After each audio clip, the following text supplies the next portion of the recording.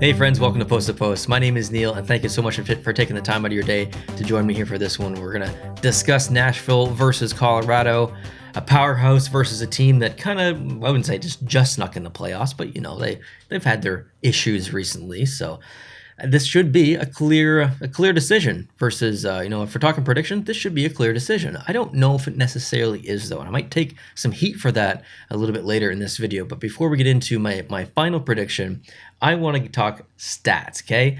I want to talk stats, compare the two teams, and then talk a little bit about each team individually, a couple of call-outs from each team. So let's get into the stats, okay? So points, 119 versus 97. Obviously, that's a pretty big discrepancy. Colorado gets that win. Goals for, 312 for Colorado, unbelievable. 266 for the Predators.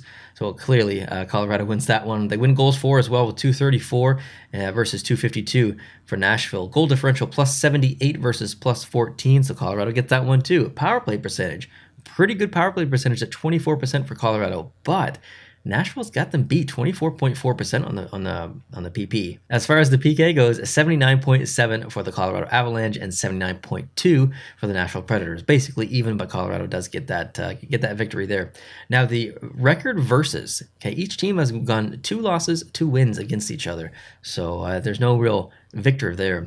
Home record 32-5-4, unbelievable home record by Colorado, just incredibly impressive.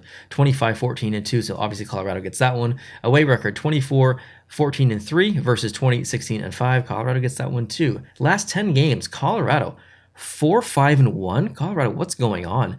And Nashville 4-4-2. So technically, Nashville is hotter in the last 10 games than the Colorado Avalanche. Now, you might argue, listen, Colorado is resting some of their players. They're not playing as hard. They know they're not going to miss the playoffs.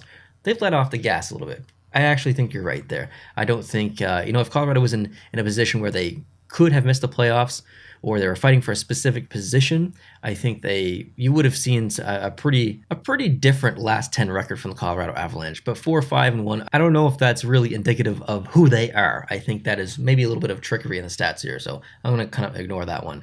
So the notables for each team, I've got them written down on my screen here. You're not going to see them on your screen, but I'm going to be looking this way just to keep myself on track. So notables for Colorado, I think the biggest thing is pressure. Not necessarily a specific person. The top of my list is pressure and expectations. Colorado has a lot of expectations. They fell flat a couple times in the last few years, and I think the pressure's there. The pressure's on that they should have won in previous years. This team looks better than maybe any other team that they've had in the past couple of years. So if you can't win this year, what are you doing? Like, there's got to be maybe some drastic changes in Colorado. I don't know, but a lot of expectations here for Colorado. 2 players, Ryan and McKinnon. Obviously, there's not much to say there other than both of them are amazing. Cale Makar is another player to watch, incredible player. I think the player to really kind of keep your eye on, though, is Kadri. So Nazem Kadri has a history, and it's an unfortunate history, but I just want to call it his points this year. 87 points in 71 games. Unbelievable. Like, incredible season by Kadri. But the history goes not so much in a positive way. It's actually in a negative way. I believe, and guys, correct me if I'm wrong, he has been suspended 3 times in the last 4 years in the first round of a playoff series.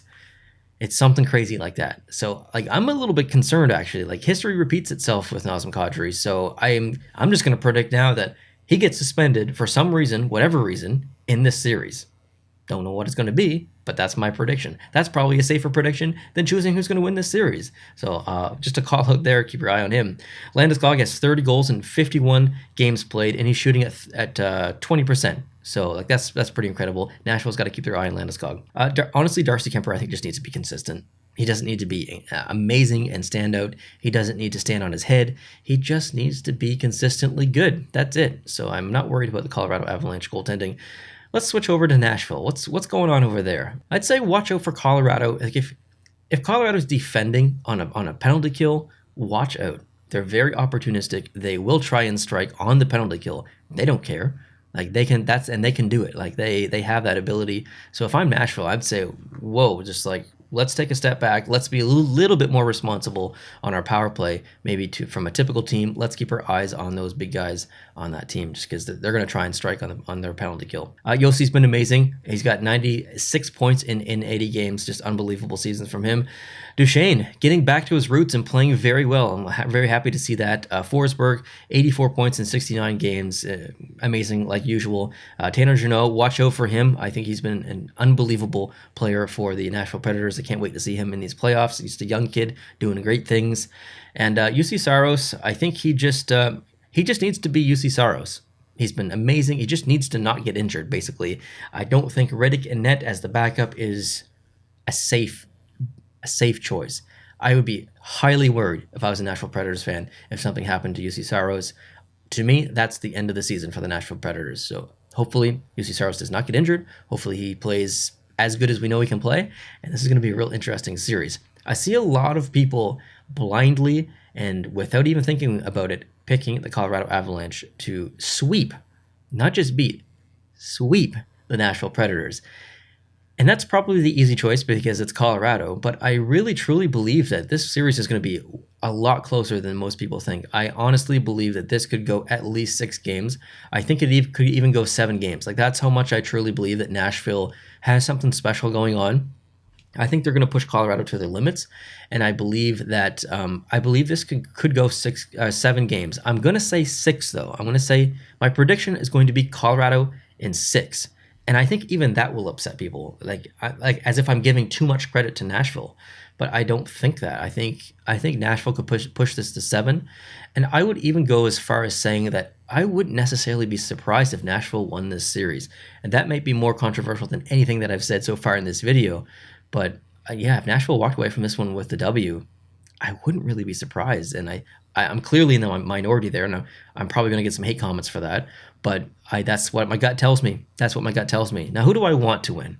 Well, Nashville's not won a cup before, so you would typically think that I would be cheering for Nashville. I like a lot of players on their team and stuff, but Colorado is... they're one of my teams, okay? I cheered for Colorado for 8-9 years whenever Patrick Roy was there. They were my favorite team. I've cheered for them essentially ever since. Not necessarily my favorite team, but in the top 3, top 4.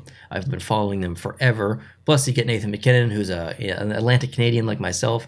So I will be cheering for the Colorado Avalanche to go all the way, basically, and maybe win a Stanley Cup. But yeah, I'm cheering for Colorado, and I'm officially predicting Colorado. But if Nashville won, I wouldn't be that upset either. So looking forward to this series, guys. What do you think about this one? Who's going to win, and why? Do you think it's going to be a sweep for Colorado like some other people are saying, or do you think that it could go the distance and Nashville could make this thing interesting and possibly win? I'd love to hear your thoughts down below in the comment section. I hope you guys are having a really good day. If you're new, please consider hitting the subscribe button. And if you did enjoy this video, please hit the like button. I'll talk to you very soon in the final series preview, which is going to be Calgary and Dallas. Talk to you then. Adios.